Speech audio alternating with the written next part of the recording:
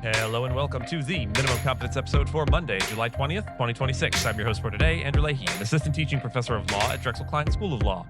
On today's episode, a federal appeals court strikes down New Jersey's assault weapons ban, a judge stops the administration from clawing back disfavored grants, Meta gets a green light to proceed with layoffs tied to an AI bias lawsuit, and the IRS's top attorney is pushed out for refusing to help with tax audits.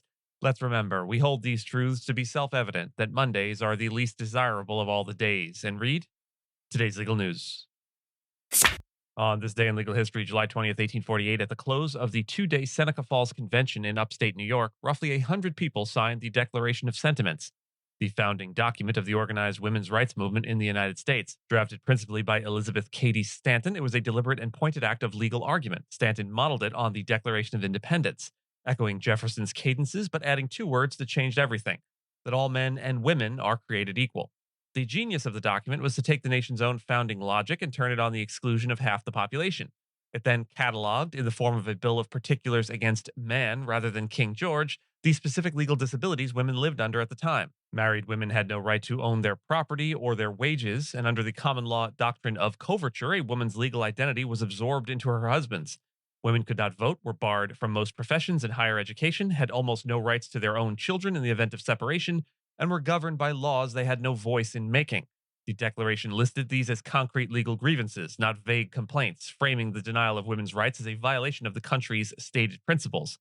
The most controversial demand was the resolution calling for women's suffrage, which passed only narrowly and with the public support of Frederick Douglass, who attended the convention. The significance of July 20th, 1848 is that it launched a legal and political campaign that would take 72 years to win the vote, with the 19th Amendment in 1920, and far longer to dismantle coverture and the web of laws built on women's legal subordination. It's a reminder that constitutional principles are not self-executing, that all men are created equal had to be argued, expanded, and fought for by the people the original text left out. A federal appeals court has struck down New Jersey's ban on assault firearms and high-capacity magazines, the first time any federal appeals court has invalidated a state assault weapons ban.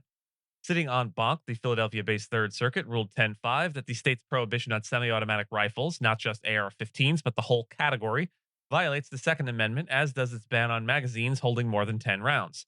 The reasoning flows from the Supreme Court's recent framework, which asks whether a gun regulation is consistent with the nation's historical tradition of firearms regulation. The majority concluded these bans are not.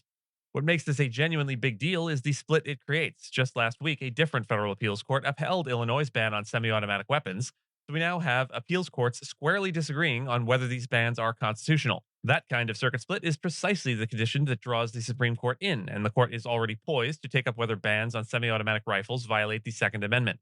The significance is that a question affecting roughly a dozen states with similar laws is now barreling toward a definitive answer. For the moment, New Jersey's ban is unenforceable as to these weapons, but the durability of that outcome and of assault weapons bans nationwide now depends on what the Supreme Court does next. A federal judge has ruled that the Trump administration cannot rely on a White House budget office regulation to cancel billions of dollars in grants simply because those grants no longer match its priorities. U.S. District Judge Indira Talwani in Boston sided with a coalition of Democratic-led states, rejecting the administration's claim that a clause in Office of Management and Budget Regulations gave it authority to revoke funding whenever an agency's focus shifts. Here's the underlying principle. When Congress appropriates money for a program and an agency awards grants under it, the government generally can't just take that money back on a whim. Grant recipients have relied on it, and the terms for termination are limited. The administration's theory was that an OMB regulation let it terminate grants it deemed, quote, inconsistent with agency priorities, effectively a roving power to defund causes it disfavors. Judge Talwani found the regulation didn't authorize anything of the kind. The significance connects to a theme we keep returning to: the limits of executive power over money that Congress has already directed. The administration has repeatedly tried to redirect or withhold funds to reshape policy without going through Congress, and courts have repeatedly pushed back. This ruling reinforces that a president's control over federal spending, though real, is bounded. An agency can't retroactively pull grants just because political priorities have changed. A federal judge has declined to block Meta from laying off 26 employees who claim the company's AI tools singled them out for termination because they have disabilities or took medical leave. U.S. District Judge William Orrick in Oakland ruled that the workers hadn't showed the irreparable harm needed for an emergency order halting the layoffs, which are set to begin July 22nd, and that the merits of their novel claims will be decided in private arbitration. The allegations are striking. The plaintiffs, engineers, managers, researchers, and designers suing anonymously say Meta used a suite of internal AI systems to score and rank employees onto a termination list, including an assistant called MetaMate, an employee trained second brain that tracked workers' communications, and a productivity score drawn from scanning keystrokes, screen content, emails, and browser history.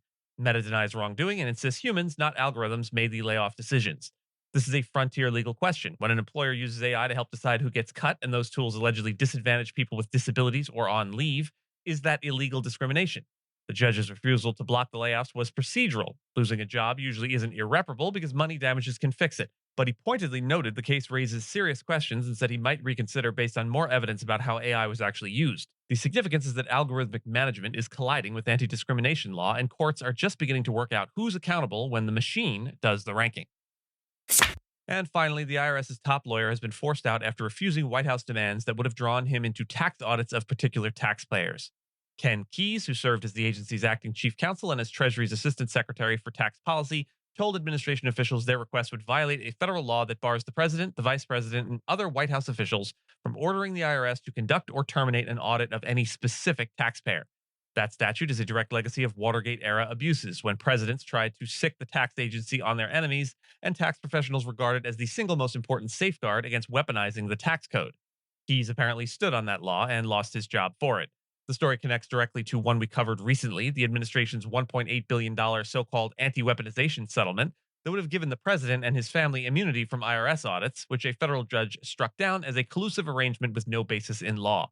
The significance is about the fragile independence of tax administration. The protections that keep audits free from political direction only work if the officials inside the agency are willing to enforce them. When the person who says no to an unlawful demand is pushed out, it sends a chilling message to everyone who remains. And with that, and as always, I thank you so much for listening to Minimum Competence, your daily news podcast for lawyers. If you're looking for more than Minimum Competence, links to further reading and all the topics touched on today are in the show notes. And reviews go a long way towards helping new listeners to find our show. If you have a moment, leave a rating or review on your podcast player. We'd sure appreciate it. And if you know someone that might be interested in the story we cover, consider sending them the episode. But remember, nothing here should be construed as legal advice because it is certainly never that. Minimum Competence is available at minimumcomp.com and wherever it is you get your finely crafted podcasts. If you haven't checked out the website in a while, give it a look. There are complete transcripts and resources for each episode and its corresponding segments, as well as an opportunity to receive new episodes, email, newsletter, form. We'll see you back here tomorrow, and until then, remember, it was we the people, not we the white male citizens, nor yet we the male citizens, but we the whole people who formed the Union.